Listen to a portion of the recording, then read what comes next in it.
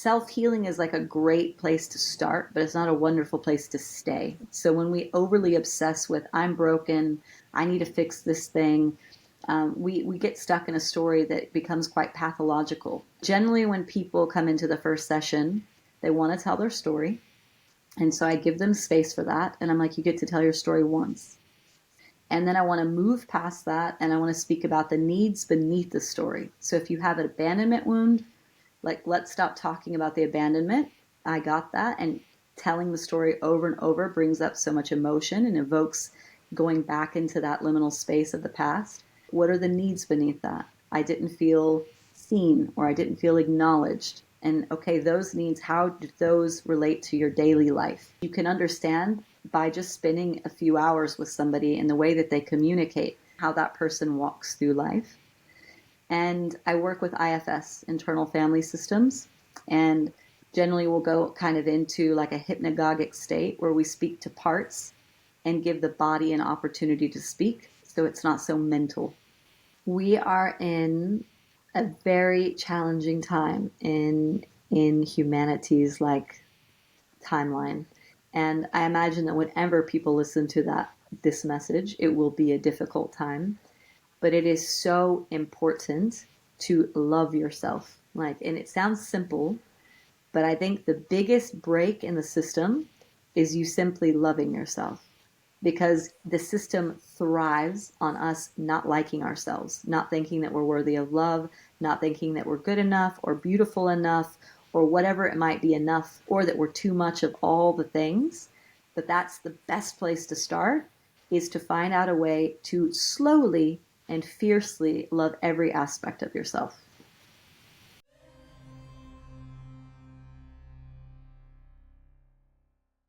Good morning. Well, it's morning here, afternoon there, I guess. Echo Giesel. Welcome to a Call to Healing podcast. I'm so happy you're here, and I'm so excited for this conversation today. Thank you for having me. Yeah, it's afternoon here in London. Yes, and I'm in Austin, so it's 8 a.m. But here we are. So super excited to meet you. Gus, our founder, has been trying to get us together to do this interview for a while.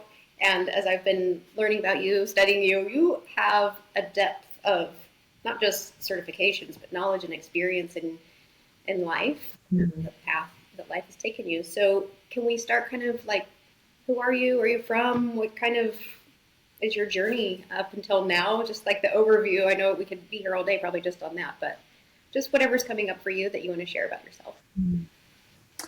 Yeah, it is interesting trying to pinpoint that, because I more and more have these experiences of like being inside myself and watching from the inside and being like, what is this life? Like, what is this role? This costume I'm wearing is a very interesting one.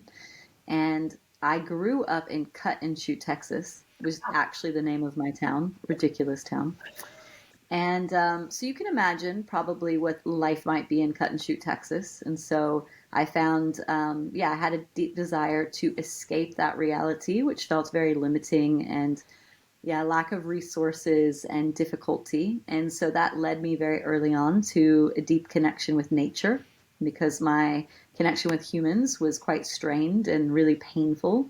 And so I learned very early on, in a way that was detrimental at some point, but to not trust humans.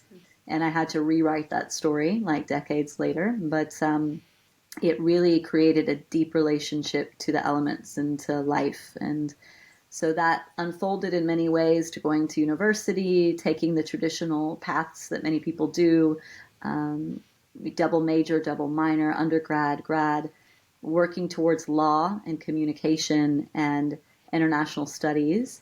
And I came out of 6 years of education in the university system and already knew that I didn't want to use my degree.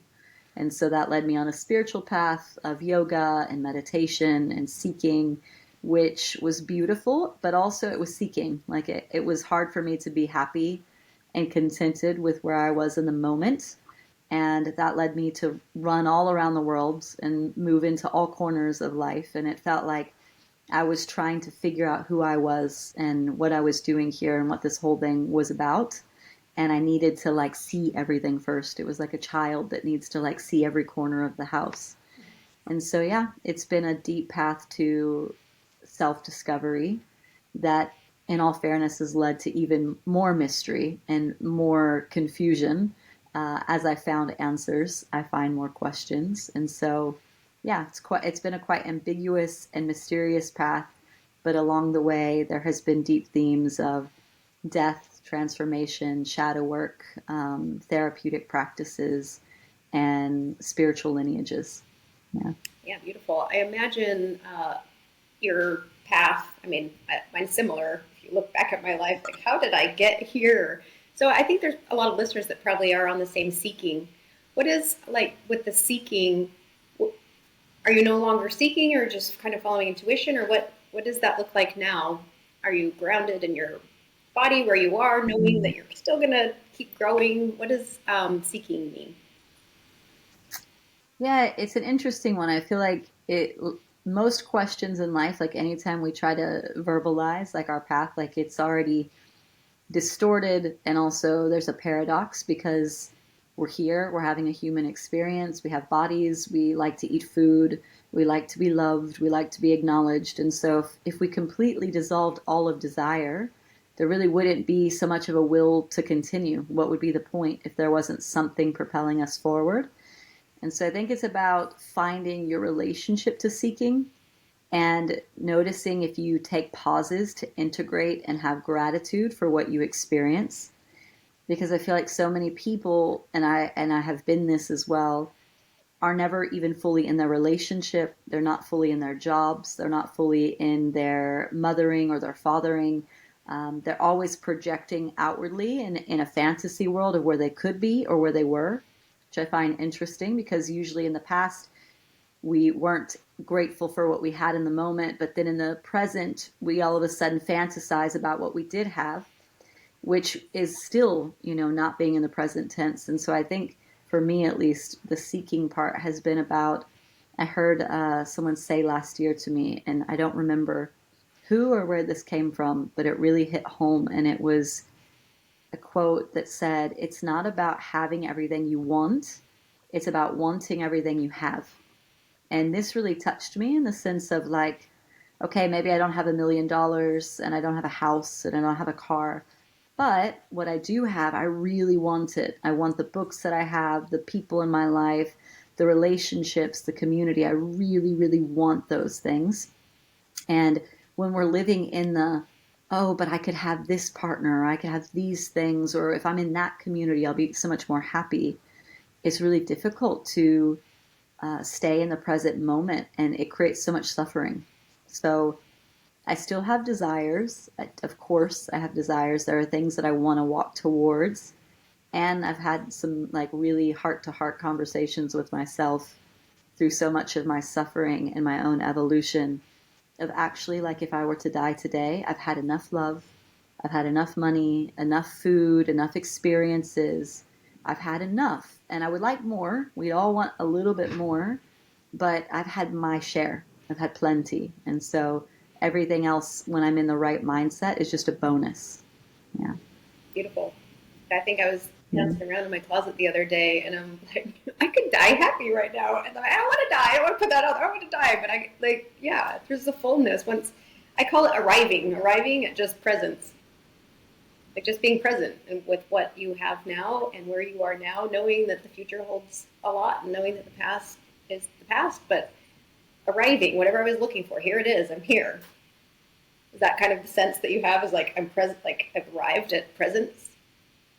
Yeah. Like, and I can see it in little things. I used to be in my early 20s and my teens was very messy. I didn't see myself as messy. I just saw it as like I was chill, like I was comfortable with things being the way they were. But I would leave my dishes in the sink, and my room was a little bit haphazard, and I wouldn't clean up the water on the floor in the bathroom. These kinds of things, and I get such gratification in like taking care of my home and doing little things like making myself a tea is so exciting. And I don't think it has to do with age. Of course, it's age and experience and what we learn as we have more experiences.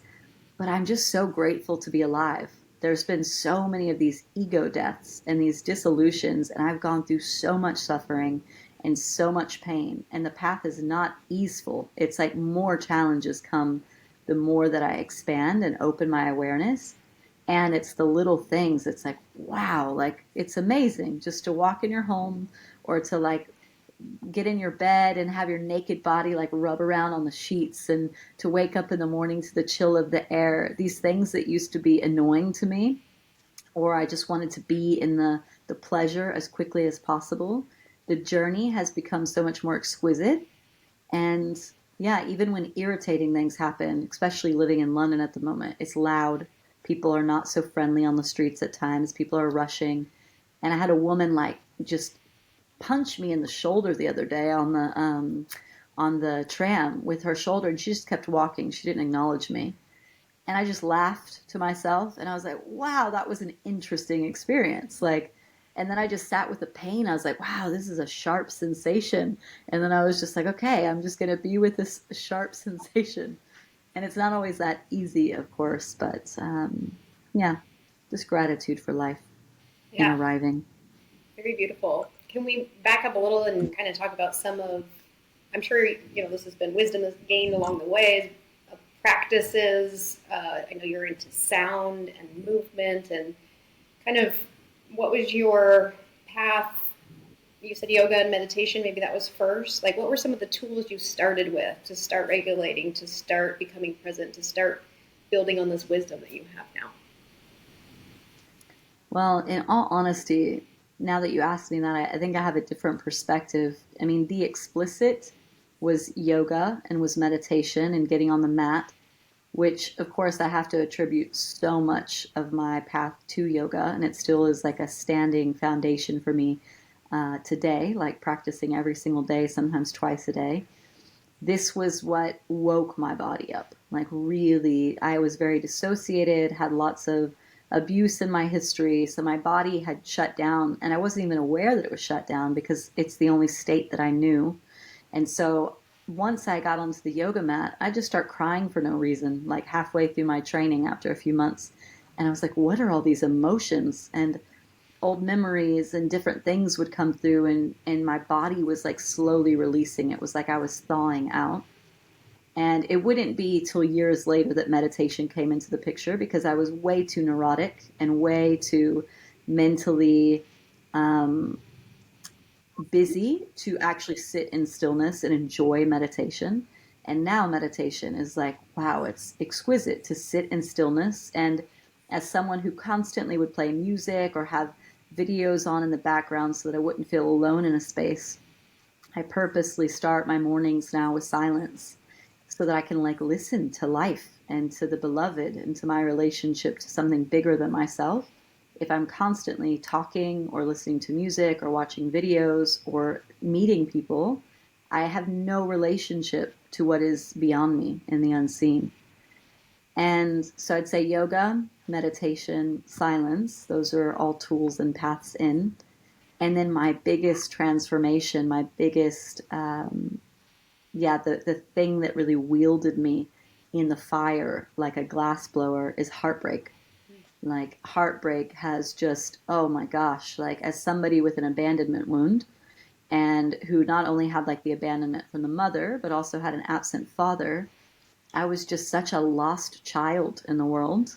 And we all are, in a sense. We've been abandoned to this human realm, in a sense, but some of us might have had kind caretakers that taught us about love along the way. But the caretakers I had, my grandmother being one of them, and my stepfather, who both deeply loved me, they died at 9 and 10 years old. When I was 9 and 10, so the people that taught me about love were gone very quickly, and so I had a very deep story that love doesn't last, and people don't stay, and the people that you love die. And also, my first partner, the first love of my life, died in a motorcycle accident when I was 19. And so there was all this like this taking that felt like a curse, and my perspective and my lens of seeing it really saw it that way when I was younger. But something shifted, and I realized that these were the deepest initiations of my life because they expanded something in me that reached towards something that wasn't human and tangible. and gave me faith in something which can be called so many different names. And I feel I'm quite exclusive in my idea of spirituality. But yeah, those, I would say, yoga, meditation, silence, and then deep, deep heartbreak. And you don't need to sign up for a yoga class or do a certificate or anything like that. But if you really expose yourself to someone and you deeply allow yourself to be seen in all your imperfection, and you allow yourself to be loved and also to be left, because this is part of growing up, is we don't generally get to stay with our first love. Some people get that, but it's part of the process. And wow, that, like that, the most painful experiences I've ever been through. And not everybody goes through heartbreak with such intensity, but with my particular alchemy of trauma and story and perspective, wow, I've had some deep initiations of the heart. How did you get through not just disassociating and like how did you embody and see the bigger picture, like step into the void and experience this other realm? What was it, intuitive? Was it the tools you were using to like sit in the trauma and see the bigger picture? Because I imagine Well, people would disassociate or like stuff it or something. yeah, that was definitely my method early in life, dissociation. And I believe in spiritual communities, we spiritually bypass that we're dissociated by going into transcendental states, and they look very similar. So we could tell ourselves, oh, I'm in this like transcendental state, but we're also bypassing our very earthly material needs. And for me, I feel grateful because I'm obviously not myself. I am everything that's come before me. So my mother, my father, even those that hurt me the most, my mother, father, and my grandfather. And I've got my grandmother in there, but even she hurt me in her death. And so I have all these voices inside of me, all these behaviors and characteristics. And so I'm not individual, like I'm an interdependent system of history that's like unfolding as an experience. And so, whatever from the beginning of time that's unfolded up until this point has given me some kind of resilience and has some kind of goal that I'm not privy to know yet. I'm still writing the chapters and watching the story unfold as well. And I'm like, wow, this is an interesting life. But from the very beginning, there was something in me that was a risk taker. And even leaving my home life at 10 years old and eventually at 14 for good, you generally, as a child, don't do that. Even if you have a dangerous parent, you will stay because of rejection and discardment. Like you need for your safety to believe in the goodness of your parents. And I knew that something was unstable and wrong in the way that my mother was raising me. And I feel really grateful to have left. And eventually, her choices led to her own death and those around her, to a lot of mental instability and unhealth.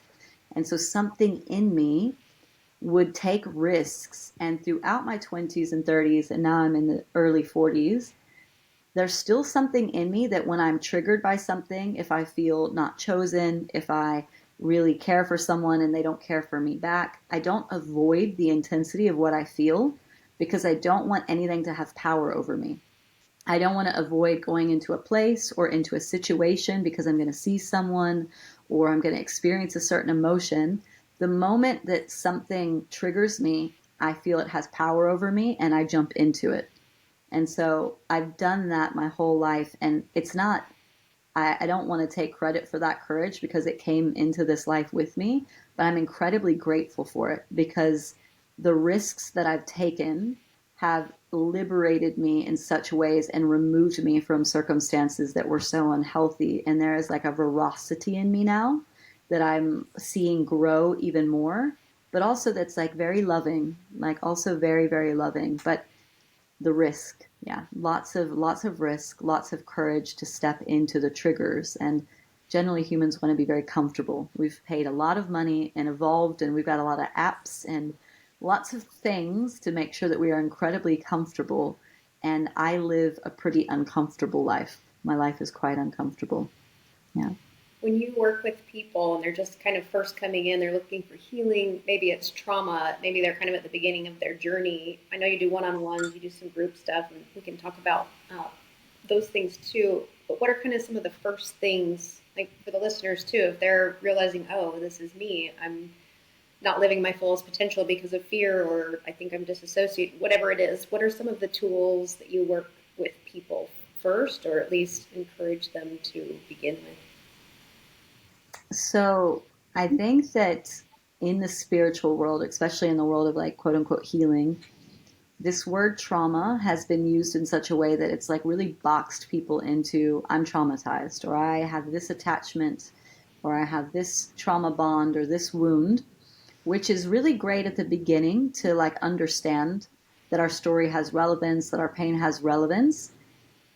And self healing is like a great place to start, but it's not a wonderful place to stay. So when we overly obsess with, I'm broken, I need to fix this thing, we get stuck in a story that becomes quite pathological. And I hear people pathologizing themselves constantly. And I think that it's wonderful to like say, okay, I have some traits that appear to be like this, or I have some traits that appear to be like this. I would like to understand those and how I can, meet the needs that I have or create boundaries in order to work within this framework. But generally, when people come into the first session, they want to tell their story. And so I give them space for that. And I'm like, you get to tell your story once. So you could tell your story once. And then I want to move past that and I want to speak about the needs beneath the story. So if you have an abandonment wound, like let's stop talking about the abandonment. I got that. And telling the story over and over brings up so much emotion and evokes going back into that liminal space of the past.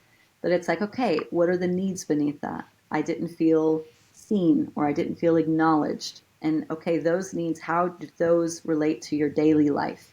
Like, what are the things that trigger you? What are the difficulties you find in relationship or in work?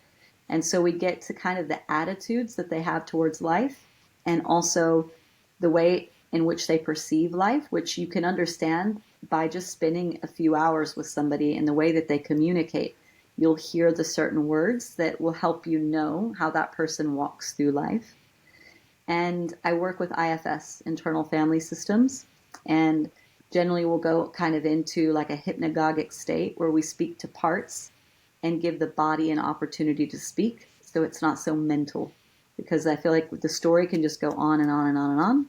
And I'll be like, okay, how about we lay down and go into the body and like see what's alive there? Yeah. Is that the Hakomi aspect, the body part, putting IFS and Hakomi together? I saw that you have both of those certifications. Yeah, I've done different somatic based therapies. I've done a sexological training as well and did a bit of work with Hakomi and my own study with dance and with embodiment and theta healing, which is still a bit mental. And kind of these things have fused together. And also, as somebody that's deeply embodied, like I am here in my body, I'm mental, but I'm very physical. Like my body, my gut, my intuition, they are the ways in which I guide myself through the world. And so first it's the gut reaction and the intuition, and then comes the mind that gives me like the scientific, pragmatic, rational path. So I think that just my flavor and the way that I also perceive the world gets infused in the way that I take people through the IFS process. Okay. And when they're in a session, they get through that. Maybe is it just like an awareness now for them, or is there truly a shift in healing in the body, or what would be next after that session? So generally the sessions will be spaced out so that it's not just a weekly therapy that you're doing and you're coming and you're talking and I encourage them to do certain practices and listening to different like audio books that have different practices in them dealing with parts work. And then upon waking and before going to sleep, checking in with their system of what parts are there, where they live in the body, what sensations come up with them, colors, memories, landscapes. And so they're tracking the parts within them throughout the time that we're working together so that the next time we come together, it's not like they've just taken that time off and then they're telling me about their week and what happened, but they're showing me that they're working with the system and learning more about themselves. And the transformation comes from their own agency. It's not through me. Like, I think when you dedicate, and I'm going to go say to these 5 sessions, I'm going to show up something in you is like, I have paid for these sessions, I've put aside time, I have to get something out of it. And so you're basically just a placeholder for people to take accountability for their own life. And then when you give them that space and you ask them to take accountability for tracking, they don't want to fail themselves. You know, they want to succeed not in this competitive hierarchical way, but they want to do something that shows to them another side of themselves. And so I am really big on agency and accountability because I know transference and countertransference can happen in like the therapeutic setting, but I really don't want to be anyone's savior or their healer or their dependent therapy session. And if I see that somebody cares more about the consistency, like I need to see you every Monday at this time, I like try to break that up. And I'm like, actually, like life doesn't go in a linear, practical calendar way. Like let's check in between sessions and see where you're at and meet when it's like a moment you're reaching a threshold and really need some assistance moving across. Yeah, very beautiful. And I don't know this we call it sexology or sexology. Does that have something to do Sexological. with sexological? Okay, is that similar to the tantric? Because I see you have the tantric. What is that for people? I know there's a lot of misconceptions about tantric anything, but from your perspective, what is that? Yeah. I mean, Tantra is life, you know, like people, I think what is misconstrued is Neo Tantra. A lot of people are saying that they're having tantric practices, but really it's just sexual practices. And I would love if people would just say that it's sex practices or, you know, whatever, because it's a philosophy and it's a way of walking through the world and it's a deep state of presence and attunement and attending your life and attending the present moment. And so, because through the thousands of years that it's been practiced, it has a side effect of helping you have a better sex life, but that's just because you're present. You're more present and more aware. So, if you wake up and you're not sleepwalking through your life anymore, it's obvious that your sex life is going to be better because you're going to be more vulnerable and open to someone. But because we have such conditioning and repression, when that part of Tantra was seen, like, oh my gosh, I did these tantric practices and now I'm having this incredible sexual relationship with my partner, it became the main focus because we're sex crazed in this Western world. And so I do have a Tantra school, and again, people will come and they're thinking it's going to be sexual practices. It's not sexual practices, it's meditation, it's yoga, it's shifting your perspective towards life, it's breathing deeply, it's being present. And then, yes, the side effect will be that most likely you're going to have more fulfilling relationships. Yeah. And the sexological work is more sex based in the sense of you are working with the organs. So you're learning to sensitize both organs, male, female, masculine, feminine. And so there's different massage techniques that you can do, different kind of acupressure points to do. But the way that I entered that field and why I wanted to was because I was so desensitized that my sexuality was so asleep that I needed really rough and intense sexual experiences to feel anything. And there's something called somatiform dissociation, which is literally specific to the sexual organs, where basically, if you imagine a scale from 1 to 10, it's like you're taking the barometer all the way down to 1 if you have this type of dissociation. And if you have never experienced a 10, you wouldn't even know that you're at a 1 because it's just what you feel in your body. And so when you go through these trainings in a very safe and healthy way, you are doing different massages with different clients, you are practicing on other students, you're working together to learn where your threshold is physically. Like, what can I feel? What do I not feel? And for a lot of people, it's incredibly painful, but enlivening to see where we're not alive in our bodies. And it can be a really difficult experience when we are, say, in our 30s, 40s, 50s, some people coming to these trainings, and in their 50s realizing, oh my gosh, I've actually been asleep in this part of my body my whole life and completely unaware of it. And so it's really beautiful work. It's really deep work. And it's really important that you find practitioners that you feel safe with because, of course, when you're working with these vulnerable parts of the body, You will have snake charmers. You will have charlatans that enter this field to prey on the vulnerable. And it's sad, but that's every area of life. And so, unfortunately, we can't clear it there either. Yeah, find that in medicine work and all of it in the spiritual realm for Mm-hmm. sure. So since we're talking about this, let's go into the masculine and feminine a bit. When I, looking at some of your stuff, it's very distinct.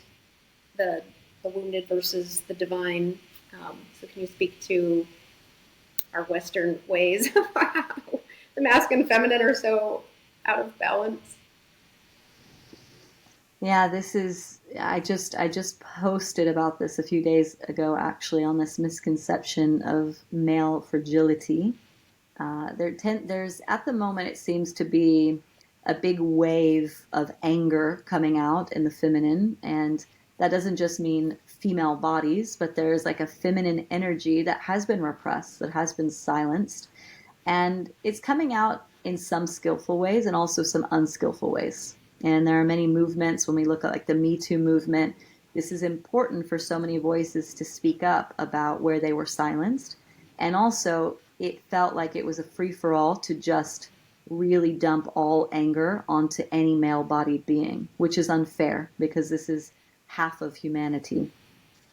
And also, the issue with this lack of empathy that we could see in the masculine, this drive for power, this is not like a male issue. This is a societal issue. This is a structural issue. And so, yes, we can see 40-year-olds and 50, 60, 70-year-old men and go, oh, but you really should have figured this out by now. You shouldn't be so conditioned. You should. And it's unfair because we all have our different conditioning and we don't know what we know until we know it. And so for many people, they haven't woken up to their conditioning. And so I feel it's hard to hold accountability on somebody that hasn't really fully reached their agency. And so I'm excited that we're in this interim period and that there is this anger bubbling up and that women are speaking for themselves.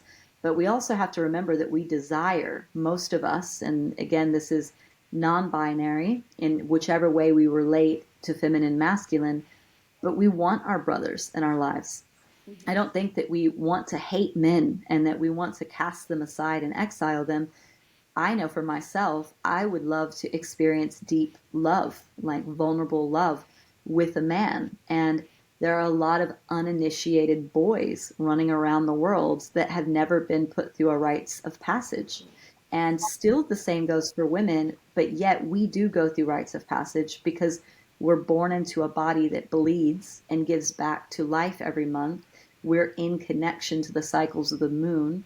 Our intuition, we are water like beings that are more connected to the intuitive field. So, regardless if we're a conscious woman or not, our bodies naturally go through a rites of passage that men don't. Mm-hmm. And because they were hunters and because they went to wars, in history, when we look, men were mostly absent. They were either at war fighting for our land, fighting for their families, um, or they were in the prairie hunting prey for us to feed us. And so this idea of the Hollywood movie of the man bringing us flowers every day and being by our side and like being the women of our lives by listening to all of our sensitivities and all of our emotions, this is an illusion. And it's been fed to us in the last century and it's unrealistic. But there is something that's shifting and we're in that shift and it's really uncomfortable. And we can still hold on to fantasy and we can like bash men for not being the Hollywood version of what we want them to be, or we can learn what we are going to walk towards. And as women, we're going to also have to be different. We're also shifting and men are also shifting into something, but we need to work together. Like the problem is within the way that we perceive ourselves. It's not within us inherently. Men are not the issue. Women are not the issue.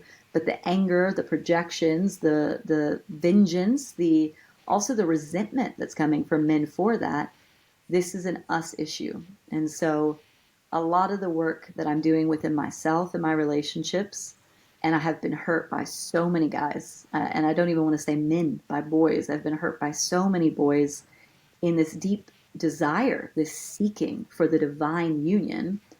And what I need to focus on and what I'm learning to focus on are the qualities that they are really good at and what they do bring to the table. Because these guys that come, they're coming with the best that they've got. And they might not be able to make me feel safe or to hold me with all my emotions and my oceanic energy, but they can give me presence, or they can attend to me, or they can take a walk with me in a certain way. And so what we need to focus is on like championing what's good and letting it grow and having patience, and stop watching Hollywood movies because this is like damaging. And none of them end with a real ending. You know, every single ending's a happy ending. And generally, they're hard and painful endings through either death or choice. We leave each other. And that's just part of the human condition. We leave. And so this holding and grasping onto one another, it creates so much suffering. So, yeah, a big part of my practice is when I am in love and I do have a beloved, really cherishing them because they most likely, and they do, always leave or I leave. And they're but a moment in time, like a shooting star. And so when I have a moment to love a man, to love a guy, a boy, I'm just like, wow, I'm going to cherish you in this moment because it won't always be so. Yeah. For the men listening, um, what can the men do if they're waking up to this? What does that look like to go from boy to man? What is the rite of Mm. passage, or what is the work that you would Mm. suggest for them? Wow, like women are not your rehabilitation centers. Like this is something I saw somebody write in a meme the other day, and it's like women are not rehabilitation centers for poorly raised boys. And like it's not that I want to degrade or take the dignity away from an adult man that is still a boy. You know, I meet them all the time, but it's about taking accountability, you know, like knowing that you can continue to consume feminine energy. You can go on apps and you can swipe, swipe, swipe, and there are a lot more women, I feel, that have been initiated through natural biological processes. So it does feel when a man wants, you know, a plethora of women, women have learned to objectify themselves. We've learned that we need to be beautiful, we need to be at the service of men, we are the extension of male pleasure. Some women compete with each other over that, of being the most beautiful or the most resource so that she can attract a mate. And knowing that, like, if a man can educate himself that that's happening and not take advantage of a woman that has low self worth, because there are so many women that do not believe that they're worthy of deep love or deep union, who will take less, who will take your one text a week, your bypassing their emotions, your half assed dates that you might offer them, your half assed attention, where you might be spreading it around dating 5 different women. And it's like, choose better. You know, it's up to you to choose better and to know that you could take advantage and you could use the power imbalance and you can continue to consume women, but saying, actually, I don't want to do that anymore. I want to be an ally to women and know that they've suffered long enough being objectified and that they generally have a deep desire for commitment and connection. And I'm generalizing, there's many constellations, but really checking in with the woman that you're dating or the woman that you're seeing to ask her really what her biggest desire is, what her needs are, and what would allow her to feel really safe, and not only provide as much of that as you can within your own boundaries and capacity, but to follow up, like aftercare and connecting, aftercare, because women generally, we're very sensitive, and this mode of swiping and dating is exhausting, and there's not really generally any kind of aftercare after these connections, and people are left feeling empty on both sides. And so yeah, I really pray that the guys, the boys in this world will find a way to initiate themselves, not through their relationships, but through other men, going to men's circles, doing men's work, doing their shadow work, looking at their fear of commitment, looking at their fear of vulnerability. Um, yeah. And for the men that are on the other side of that, that feel that they are open and that they are vulnerable and that they get run through from women, I want to say, like, I respect you and I hold space for your hearts as well. And I know it's not just one gender over the other. It's complex. But I do think this is a time for our men to wake up. Yes, and I imagine if they do all of this, it will be better for them anyway. Deeper connections and really experience the divine feminine and the divine And better sex. They're going to have much better sex in divine, like, that's the way, that's the marketing ploy. So for the men out there, you're going to have really great, juicy, wonderful sex when you're like deeply in your heart and you're fully alive in your body and you're devoted. It's going to be better. Yes, beautiful. Okay, for like probably the last topic about based on time, I want to talk about the death doula aspect, the void, and kind of what's alive for you now. And I asked you what was alive for you mostly before we got on. You said death, so let's talk about that. Yeah, I'm a little bit obsessed with death in the sense of ever since I was very young, I've been around death. More properly would be that death is a bit obsessed with me. This is obviously a part of my lineage, I believe, and I've recently found out some interesting things of what my family on my Mexican side were in the world, and very precisely my grandmother on my Mexican side, who was a curandera, who worked with basically performed exorcisms on people and pulled the bad spirits out of them and worked with el mal ojo. And so this is in my lineage, and also on my mother's side, my grandfather was a priest, but a quite corrupt priest, and my mother's side has a lot of witchy energy to it. And so there is something in me that's deeply connected to the unseen, and that comes through in lucid dreams. It comes through in being relationship to death and happening to be in natural disasters often. Like I find myself showing up when there's a natural disaster in a country, or when somebody has just died, or the just lots of themes around death. And so instead of running away from it because it was coming so much in my life, and I realized I feared it, I was like, okay, let's jump into it. And so that started out in my 20s with really getting into extreme sports. I was a skydiver. I was preparing to be a base jumper and a wingsuiter. I was doing highlining, which is like tightrope walking over massive, drops between cliffs. I was surfing and rock climbing, doing multi-pitch rock climbing. And these are all things that I'm still very passionate about. But there was a part of me that could feel the fear in me of death that needed to meet it. And so even though I was jumping out of the plane hundreds of times, many times that I would jump out, I was like, okay, if this is it, like I had a beautiful life and I'm going to just meet this with courage. And so now it comes with being a death doula, helping those that are transitioning between life and death, more so the caretakers that are sitting bedside, sitting vigil with people that are dying. I'm there supporting them and the perceptions that they're moving into this through. Because also it's so important, the person that sits bedside, that they don't make it about themselves, because this is like the most intimate, vulnerable initiation I can imagine that we ever go through in leaving our lives behind and leaving ourselves behind. Because ultimately, in the end, we break up with ourselves. So it's like, okay, Echo, this is a beautiful life, and like, I have to leave you now.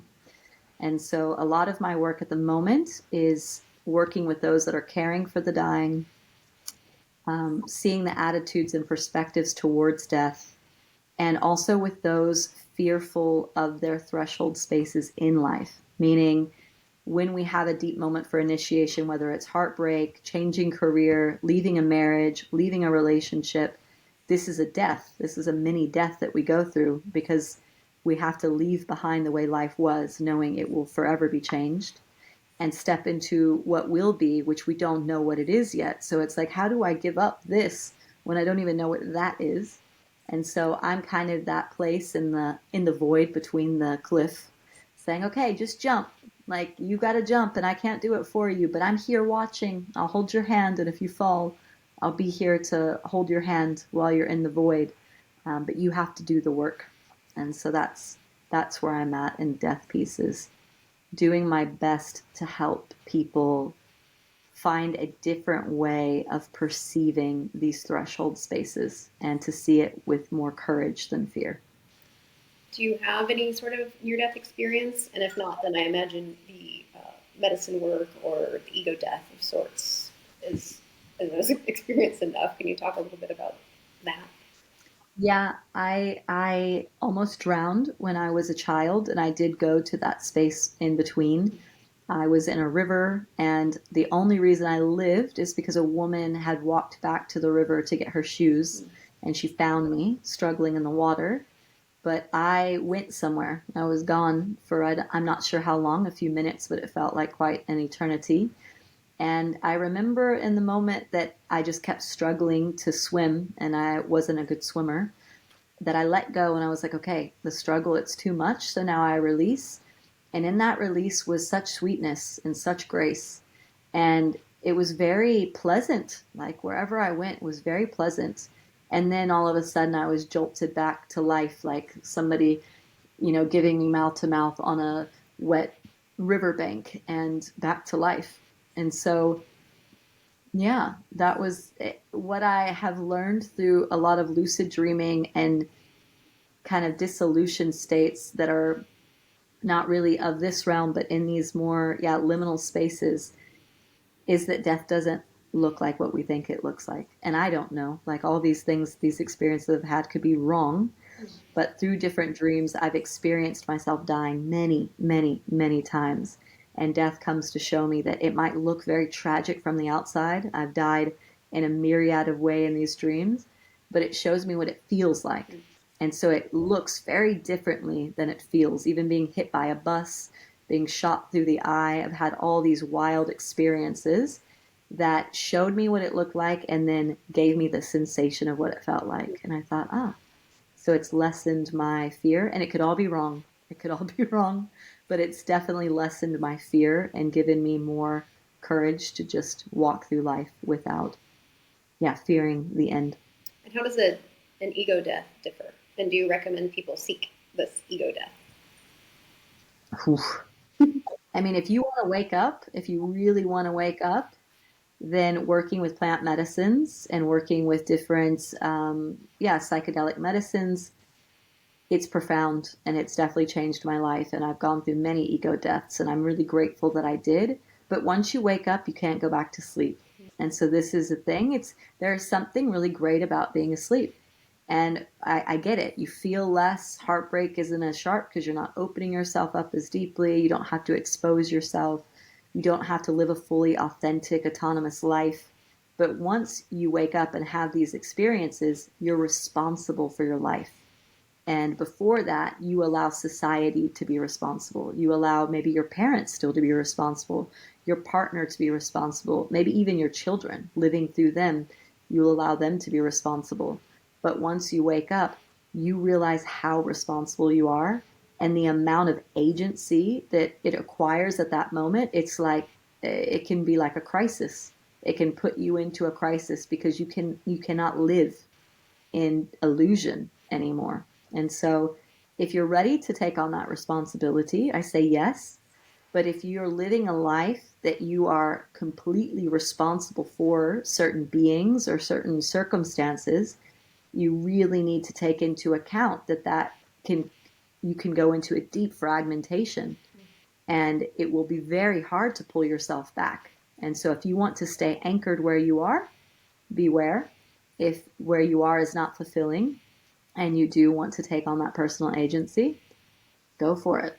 It's potent. And again, find practitioners to work with that have your best interest in mind, that do not want to be your hero, that do not want to be your savior, that are not dependent upon you to be the healer or the shaman, but are there in service to you, in service to your agency, and really push you to be empowered, not to follow them or to do as they do, but to have an autonomous life. Yeah. Yeah, so beautiful.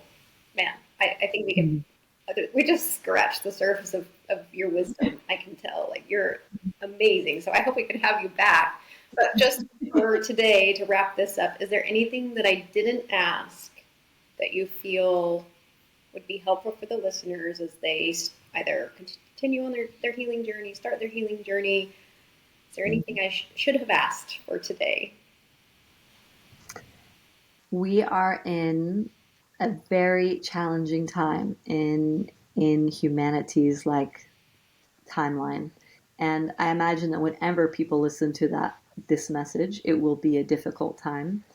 But it is so important to love yourself. Like, and it sounds simple, but I think the biggest break in the system is you simply loving yourself, loving what you look like, loving your age, loving your wisdom, loving your silliness, whatever it might be.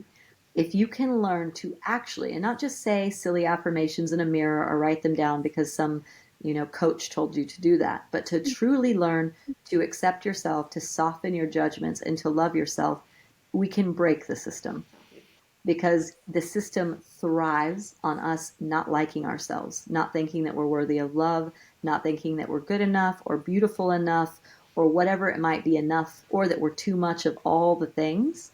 But that's the best place to start, is to find out a way to slowly and fiercely love every aspect of yourself. Beautiful. Love that. Where can we send people to learn more about you? And I know you do retreats, well, at least you did, all over the world, right? I've seen in Oaxaca, I've seen Guatemala, you're in London. I imagine you come to the US, hopefully. Where can people learn about your offerings and work with you? At the moment, I'm doing a lot more work online and in London. But online at ourecho.life, you can see kind of all my offerings. I'm trying to do monthly calls on specific topics that can bring like global community together to meet other like-minded individuals and like be in different breakout spaces to meet and to alchemize together. So those monthly calls, I do monthly online containers, and I also do a 5-month container once or twice a year if you want to become a yoga teacher, meditation teacher, or facilitator of this type of work that I'm doing. I do these different programs. So they're online with then sometimes an in-person retreat to embody the practices together. Okay. And all of that can be found on ourecho.life and Our Echo on YouTube. Hundreds of free practices and meditations and insight timer, all the places. Yeah, and you're also a DJ. Like, there's so much depth, so much.